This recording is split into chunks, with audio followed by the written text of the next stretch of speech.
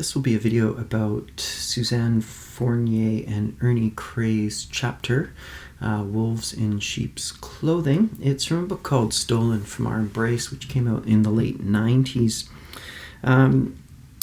This will be a fairly short video. I mean, much of what is in this chapter is factual history.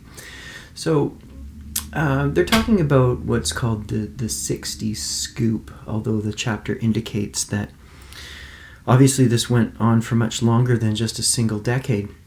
And this is told in conjunction with the residential school system.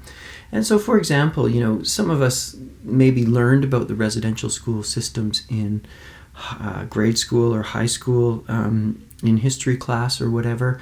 And if you pay attention to news media, the Truth and Reconciliation Committee of a few years ago, where there were a number of calls to action. I believe there were 97 calls to action that came out of the Truth and Reconciliation Commission to try and deal with the past treatment of Indigenous people in Canada. So this is something that's an ongoing question. I mean, this started back in the 19th century with the creation of the Indian Act, and the kind of problematic policies and laws and legislation that have been ongoing around that. So, just living conditions on reserves and so forth. I mean, it's a very complicated and terrible history in Canada. And so contemporary discussions of this range from anything from, well, this is all ancient history to, this is a really serious thing that's very immediate now.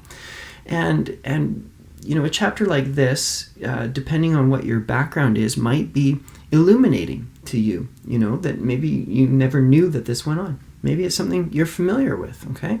I don't know what your personal background is, but, there is no broad, robust, systemic teaching of Canadian history in terms of Indigenous issues. Okay, now it's there in the curriculum. You learn about Red River and Louis Riel and the rebellion and all that kind of stuff. But aside from that, there's not a whole lot that necessarily happens. If you pay attention to the news, there's been recent news in Alberta about what they're going to do with the new high school curriculum that they're developing. And one of the things that they were talking about was the extent to which they would talk about the residential school system in the curriculum. At what age is this appropriate, and so forth. And there's been lots of discussion around that.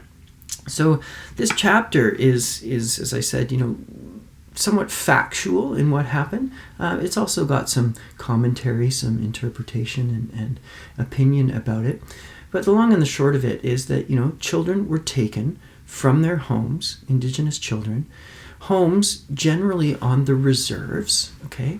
And the reserves would have been set up by the federal government to house Indigenous peoples, okay? So the buildings, the homes were built by the federal government. And then government workers from the provinces would come in and say, you're living in conditions that qualify as poverty. So they're living in an area that they did not choose to live in houses that they did not build, that are then determined to be inadequate, and then their children are removed. So from an Indigenous perspective, it's not hard to figure out. Take us off our land, give us substandard housing, tell us we're poor, and take away our children. That's, it's not a very defensible kind of position from the federal or provincial governments.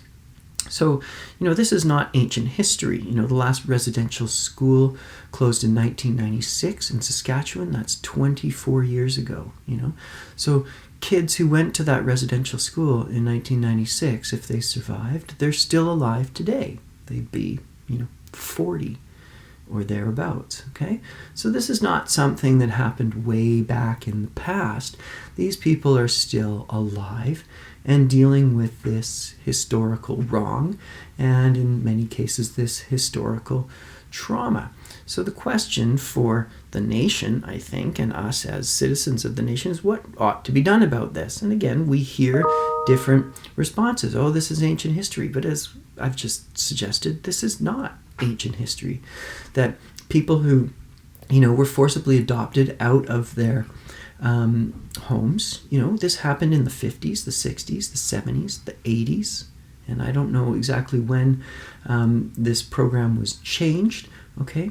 But as the statistics suggest, that many of the children in foster care, even to this day, it's under a different program, are still disproportionately Indigenous children. So there's something going on with the relationship between the federal government and the provincial arms of the federal government enacting and enforcing the Indian Act that is creating problems with Indigenous family structures and the raising of children. And it's something that has to be, I would say, dealt with, okay?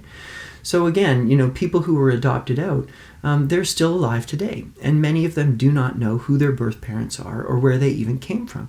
And some of them were adopted internationally to places like Australia and the United States and Germany and elsewhere. And they have no idea where they came from. And so this is, a problem that has no quick and easy solution. But as we'll see when we get into the research component of this course with the Truth and Reconciliation Commission in Canada, that there are steps that people are taking, and there is solid recommendations that have been made about how to address this situation.